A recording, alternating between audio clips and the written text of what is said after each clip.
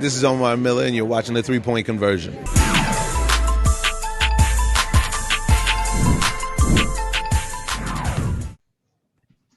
Hi, Coach. Zora Stevenson, NBC Sports. Your resume speaks for itself. You have decades of experience and all the accolades, but I don't think any of us have ever had to manage our jobs in a pandemic until now. How has the past NBA season and the experience in the bubble kind of given you the necessary tools to handle players in and out of protocol at the same time that important basketball is underway? Well, you know very well what everybody's been through. So I guess we could say we've got a lot of practice for sure. But, our goal overall is we're trying to get everybody safely to Tokyo. And at the same time, prepare a basketball team to be successful. So, we're vigilant about what we do, where we go, wearing masks as much as we can when we're going to be around public people, in the hotel, that sort of thing. It's all we can do is just be as vigilant and careful as we possibly can to give everybody the best chance to get there safely. It's as simple as that. There's nothing else we can do, under the circumstances. There's no magic pill or anything like that. We just, try to help each other understand how important it is and how careful we have to be. So it does feel a bit like a bubble for sure, but so be it. Next up is Brian Mahoney, and then we'll go to Mark Narducci. Hey, Coach. How's Bradley doing? And, I know this all isn't over, but was there a part of you who kind of hoped that after everything you went through during the season, that this was, behind us at least, that you could, we'd get through these few weeks okay? Well, as far as Bradley's concerned, I'm dying for him. We all are. Since he's a little kid, this has been a dream of his, and he was playing great. He was having fun, being a big part of us coming together chemistry-wise and as a family. And so for him and for his family, immediate family, it's devastating. So we just feel horrible about it. Next up is Mark Narducci, then we'll go to Joe Barton. Greg, has there been any determination on Bradley, whether he'll be able to play? And also, is there any update on Jason Tatum? Well, I was told that Bradley will be, ineligible to participate in the Olympics. I think it's already come out, if I'm not mistaken. I think that's public information. Okay, and Jason Tatum, any update on him? Yeah, he practiced today. He had a full practice, and he's actually down on the court with Coach Udoka right now, getting some extra work in. Next up is Joe Barton, and then we'll go to Ed Jabalinsky. Hey, Coach. I'm talking about replacing Brad on the roster. I mean, there's a number of smaller questions within there. How much you're involved in that, when you need a guy to be in camp realistically. And then you've been talking so much about getting these guys that you had already in shape. So how much of a factor will that be when you pick a replacement? Is it somebody who's already been kind of working out on his own, just given there's really no time now that in the Yeah, it's a great question. There are a million other little questions in there. Yeah. One of the major considerations in picking somebody is that, most of these guys, it's gone so late, season ends, for a lot of people in May. And they shut down for a while, and then come back to, to the USA camp. But this year, the problem is picking somebody. We have to make sure that somebody's in shape because we don't really have time. Once we get there,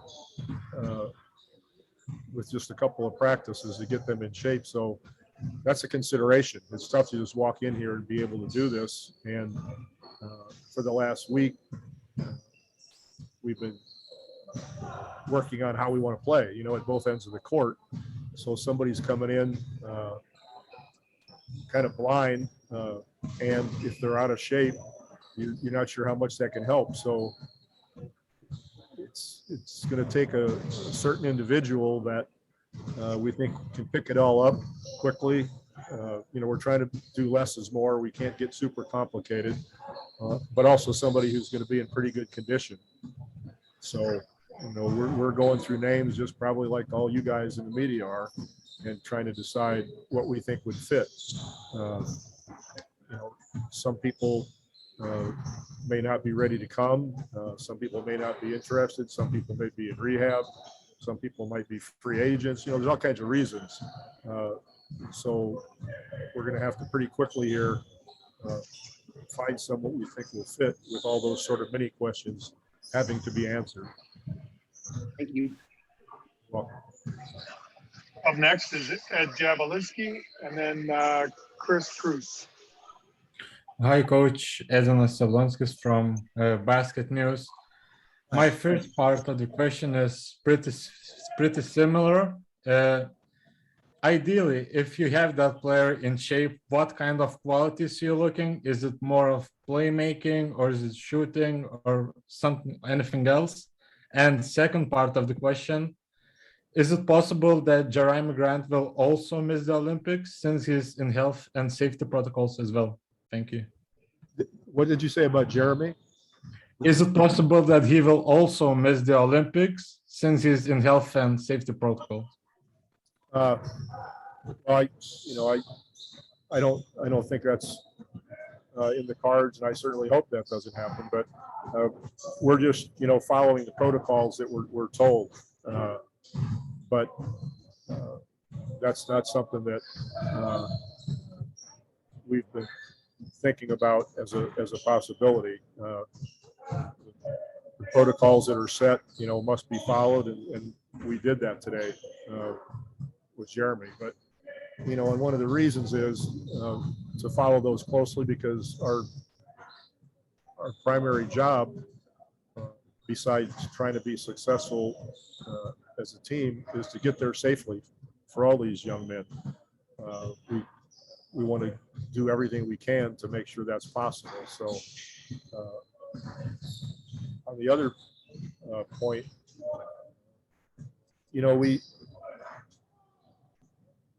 I don't think that we're going to be able to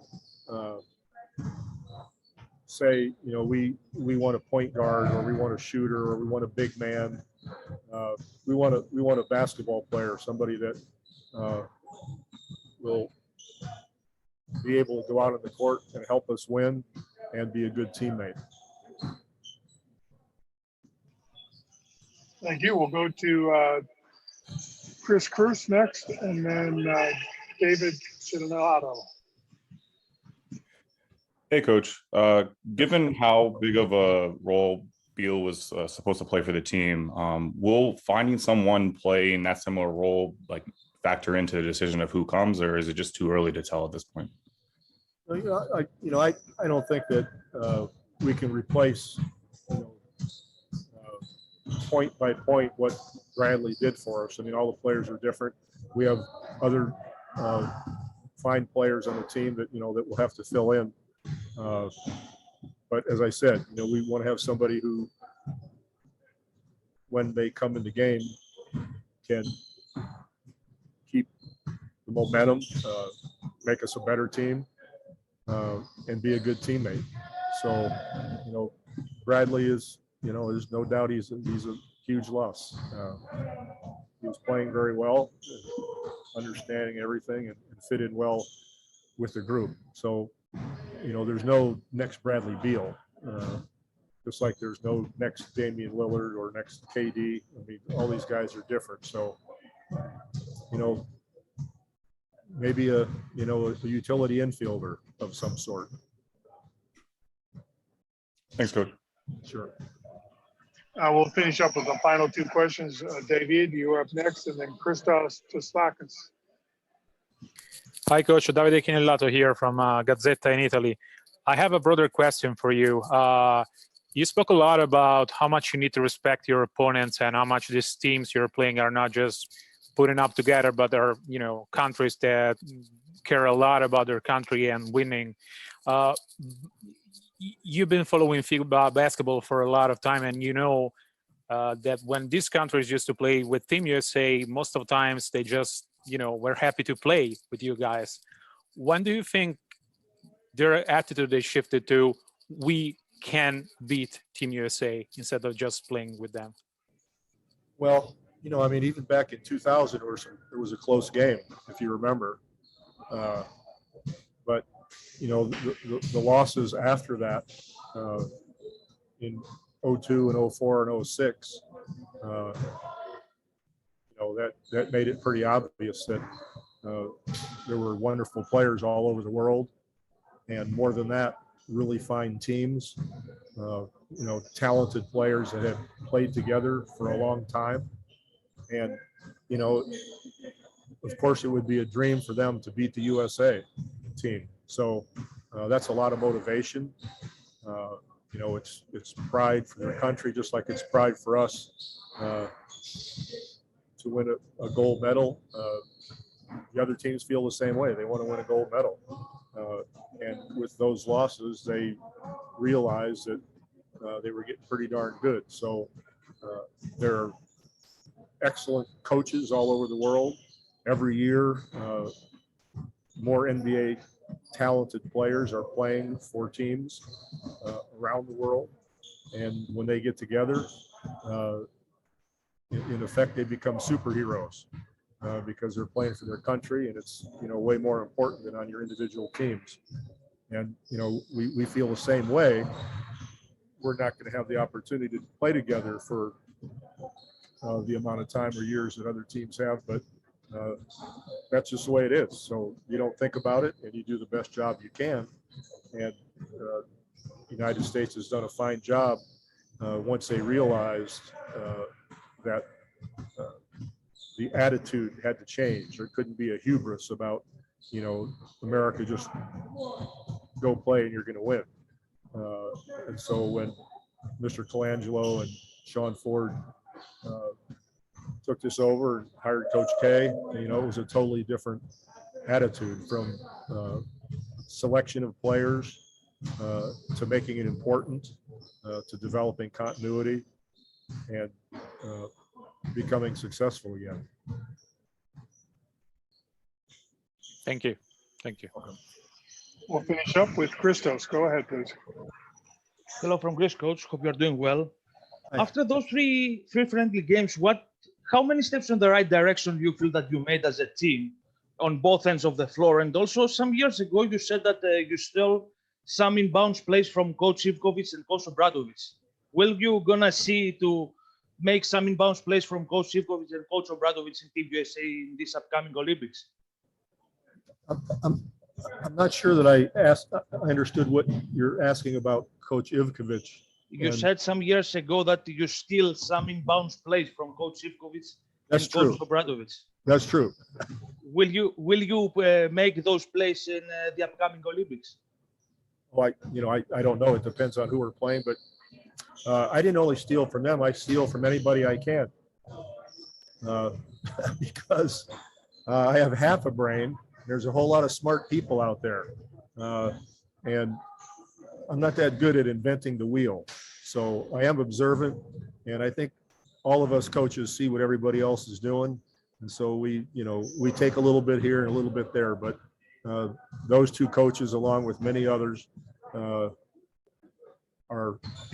good people to steal from.